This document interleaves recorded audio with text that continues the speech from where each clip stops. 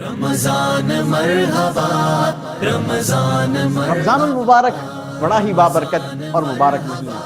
خود پیارے آقا صلی اللہ تعالیٰ علیہ وسلم ماہ رمضان کے بارے میں ارشاد فرماتے ہیں کہ میری امت کو ماہ رمضان میں 5 ایسی چیزیں عطا کی گئی کہ مجھ سے پہلے کسی اور نبی کو نہ ملی۔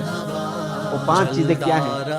آئیے میں آپ کو بتاتا ہوں۔ نمبر 1، پیارے آقا علیہ السلام کے فرمان کا خلاصہ ہے کہ جب رمضان المبارک کی پہلی رات آتی ہے تو اللہ تبارک و تعالی نظر رحمت فرماتا ہے، اور جس کی طرف اللہ نظر رحمت فرمائے اسے کبھی بھی عذاب نہ دے۔